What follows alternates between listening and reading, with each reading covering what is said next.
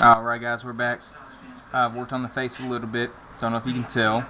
We had to get our hairline back a little bit because his little tufts about middle ways of the head. So we're going to round that off too here. But we're really just trying to work on the face. Get this nose more pronounced. So we can get this bridge angled back more and actually get definition in the tip here. We're going to have to whittle a little bit more off the face. I'm saving the jawline, actually wrapping it around anatomically correct. I'm saving that for as long as I can, just so we don't lose the shape of it. I'm hoping I don't have to do a separate head, but like I said, lately that's been the predicament I've been having, is I've been having to constantly do a head off the body and then attach it later. Don't know why I'm suddenly having that issue. Maybe it's just because I'm going for carvings that have a lot more detail to the face. So, don't know. But hopefully we can avoid that. And like I said, I really want to try and have this removable little mouth plate. But that's going to be towards the finishing stages, I think, of the face at least. Not the whole carving, but it's going to be a ways down the road as far as before we even think about doing that. Do you honestly think that I could lure a grown man into that dream? Not by yourself. And there goes the infamous little dog. I don't know why he's always got to make noise when I'm trying to do a video here. It's like clockwork though. Because like Mark Twain said, if you tell the truth, you don't have to remember anything. And we got to be careful that we don't cut away the part of the mask that's going to have to wrap around the jawline as we try and get the nose detailed out. I don't know if that makes any sense, but it will here in a minute, as long as I don't mess up.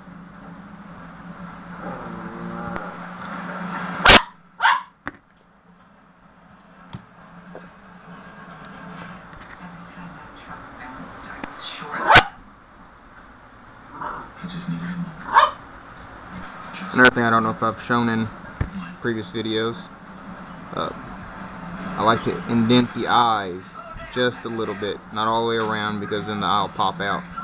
If you just indent a couple lines around the eye, if you have to remove that wood, those lines will pick up underneath because you've plunged them inward.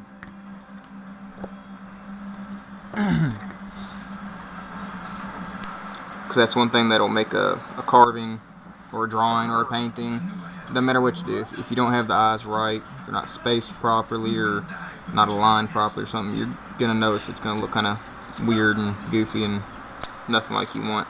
I figured I'd let us take our chances in the woods and be slaughtered like pigs. But once again, I want to say thanks to the few subscribers I have, up to a whole 4 subscribers, which I'm not mocking or making fun of that at all. I honestly didn't know if I'd ever get any subscribers, just because wood carving is a very niche kind of thing. Plus, I don't know if I translate what I'm trying to do very well. My commentary isn't the best. I like it better when I can just play music and then I can give out little tidbits here and there. I think probably most viewers are probably like that as well. You kind of settle in and just kind of watch the work happen.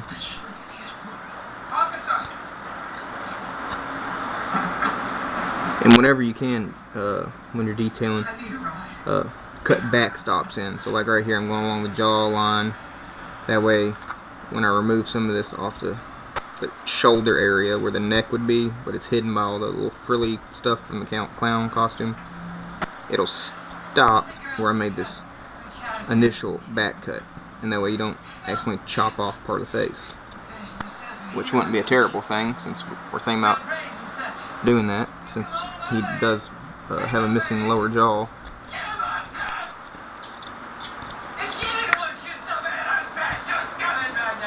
Alright, let's see. And every now and then it's good to stop, assess what you're doing, kind of visualize. I do a lot of visualizing between the initial drawing for the template, the sketch, and then while you're carving, it's good to just stop here and there. That way you can kind of just picture where you want to go next. Sorry about any screaming in the background. We got American Horror Story playing in the background, trying to get you in the spirit. I don't know about some of you viewers out there, but having a hard time getting in the spirit of Halloween this year. It's my favorite time of year. I'm usually really into it, and that's kind of why it took a little longer than usual to start this Halloween carvings, on top of some other things I was doing as well. But it's hard to get in kind of the spirit of it for some reason. Already been to the pumpkin patch with the kids, and we've carved some jack-o'-lanterns. A little early to be carving jack-o'-lanterns where I'm at. Or hell, anywhere. They'll probably end up all soggy and nasty by the time Halloween gets here. Especially the way the weather keeps changing here. You get a few days of nice cool weather, and all of a sudden it gets hot again.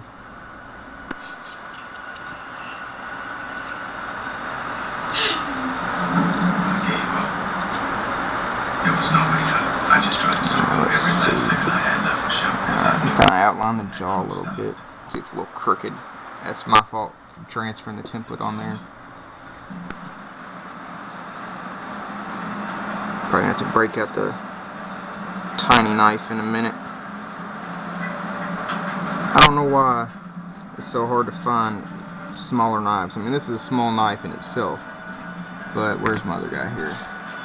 If I had several more about this size, I could get a lot better detailing. But I guess there's not much of a market for that. People do the larger scale carvings. That's where a lot more of the money is. I mean, you wouldn't believe the price of some of the knives on those. For any beginners out there, you guys that do it all the time would probably already know that the prices are insane. Alright. So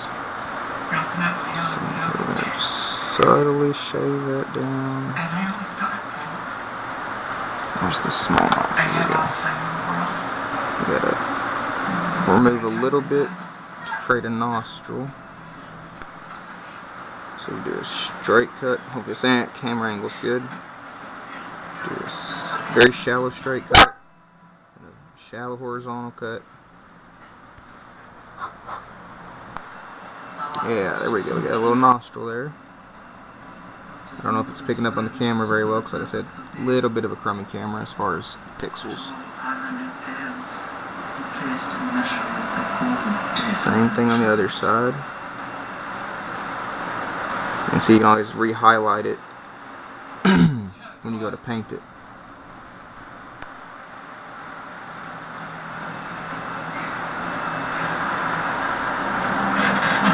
That's the other thing, you always got to keep your big picture in the mind of how you want it to look, how it's supposed to look in the end, and as you're carving it. You can also try and keep in mind your paint job you're going to do. You can really highlight and help your carving, or you can actually make good stuff kind of wash out and get muddy and not show as much detail. Need to detail that nose a little better. I think we lost a nostril on that side. We gotta try and put it back in.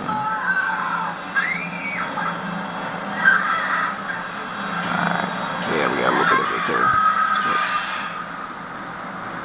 Don't know what time we're coming up on. Might have to cut off for the next clip here in a minute. Speaking of that, next time anybody watches a video, and I'd appreciate a comment of how many clips y'all would like. I don't know how to piece these together into one fluid video, so I do them in different clips, like 1 through 8, 1 through 12, just depending on how long it took me and how many things I'm trying to cover for you guys. So what do y'all think is the happy number as far as how many clips y'all are wanting to sit through? I mean, I know most people will watch the first couple, then they'll skip usually towards the end.